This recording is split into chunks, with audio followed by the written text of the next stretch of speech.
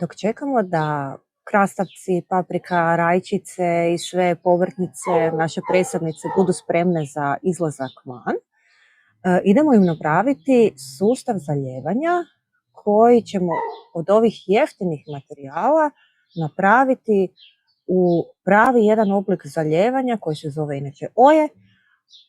Neće vas skupo koštati, a nećete morati hodati sa kantom vode cijelo ljeto. Pa vidite.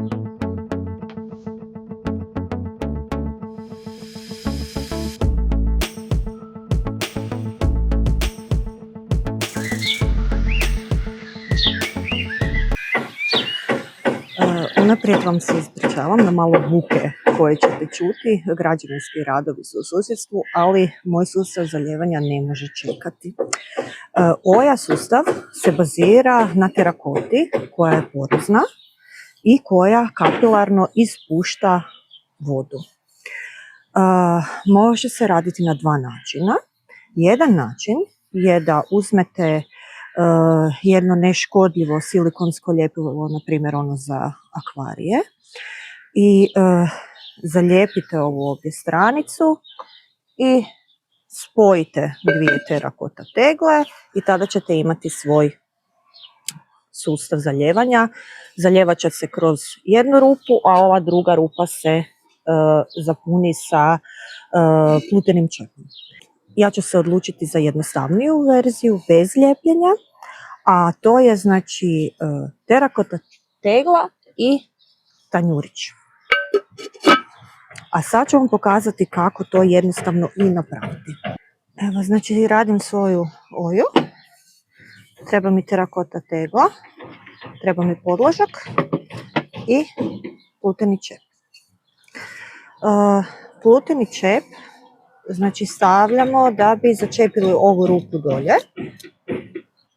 Sad, kad je čep ovako postavljen, dobro ga još sa druge strane povucite kako voda ne bi mogla prolaziti pored njega. Ovaj tu dio možete još dodatno učvrstiti sa recimo pčelinjim voskom ili nekim drugim prirodnim materijalom kako voda ne bi otjecala. Ovaj višak sa skalpelom.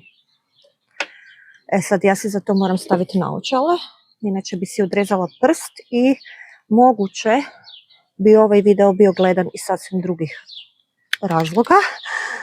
Evo ga.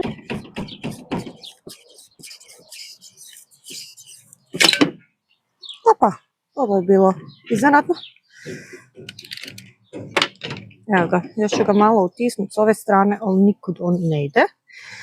I kad ćemo stavljati ga u teglu, naravno on će ući u supstrat, poklapat ćemo ovako kako bi voda ostala unutra i kapilarno izlazilo prema korijenu biljke tamo gdje je najbitnije. Znači direktno navodnjavanje u korijen biljke. Prije postavljanja možete napraviti i kratko testiranje. Ako niste sigurni jeste li dobro ovaj čep stavili. Stavite vodu u svoju oju, a oju u drugu posudu. I nakon par sati, ako voda ne curi uz čep, to je to. Znači nikako voda ne curi, a ona je vlažna i ispušta doslovce kapilarno, vidite kako je promijenila boju, kapilarno ispušta vodu. Točno onoliko koliko biljkama treba. Svaka će si uzeti onoliko koliko treba. Budući da ja sadim u tegle, odnosno saksije, kako ih već zovete, ove oje će mi jako koristiti, jer inače tegle jako hlape.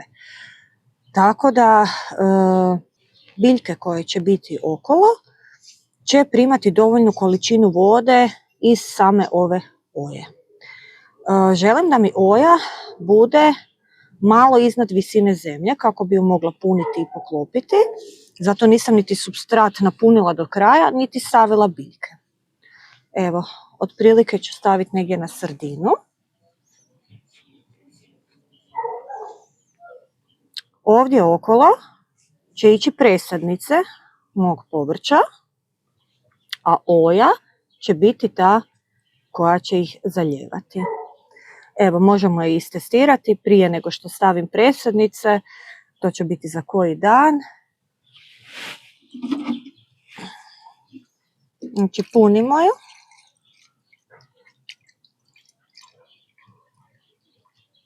Evo odmah mogu vidjeti je li ravno položena.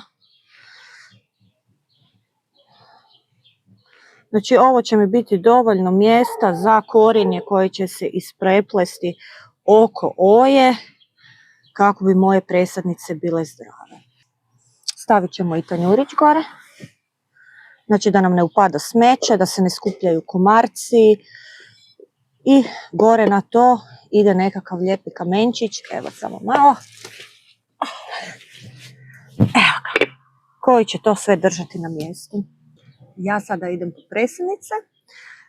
Veselim se ovom cijelom projektu. Veselim se nezaljevanju.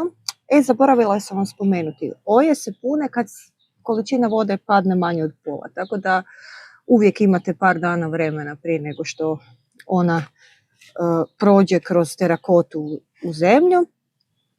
A ako su vam se svidjeli ovakvi savjeti, zapratite me za još više sadržaja. Nadam se sljedeći put da smo u sadnji. Mislim da sam pripremila krastavce, mahune, rajčice. Da, i moram vam ispričati što mi se dogodilo s presadnicama paprika. Budite mi dobro i vidimo se uskoro u novim zelenim avanturama.